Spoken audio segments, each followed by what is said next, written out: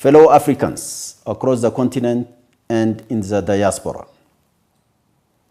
25th May 1963 to 25th May 2024, what a long way you have come. Africa has freed itself from the yoke of colonialism and the appalling system of apartheid. Its intellectual, scientific, and cultural resources have been immensely developed, diversified, and enriched. Its economy has grown at rates envied by many parts of the world. Its resilience during the global COVID-19 crisis impressed many.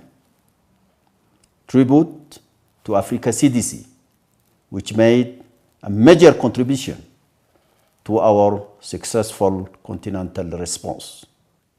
Clearly, Africa's demographic explosion, its social constraints that are resistant to the demands of the new world, the continuing deterioration of our climatic conditions, the various forms of foreign interference in our internal affairs, the permeability of certain categories of its elites to foreign discourse, and the obvious shortcomings in terms of governance have not helped to transform the above-mentioned positive assets into factors of social justice, equality, and inclusive prosperity.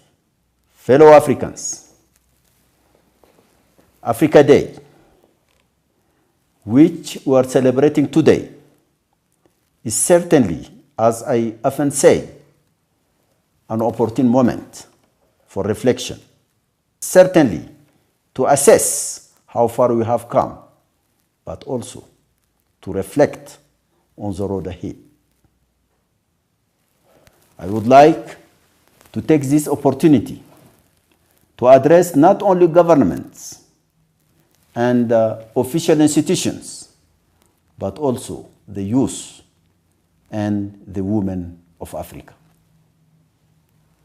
Liberation and progress in development and integration are now a reality. This has been the result of the vision and the leadership of the founding fathers and current leaders, but also, and above all, of your mobilization by the hundreds of millions across the continent. Your many sacrifices, your unshakable endurance to ensure that the sun shines and warms planet Africa. Peace and security, the solution to the crises that are ravaging some of our countries, terrorism, the degradation of the natural environment, youth and female unemployment, migration, the retreat of democratic values, and constitutional changes of government, all these require a real increase in mobilization, sacrifices, and coherent struggles to put a definitive end to all of these evils. The Organization of African Unity, born of the pain of our struggles, now finds itself at a real crossroads.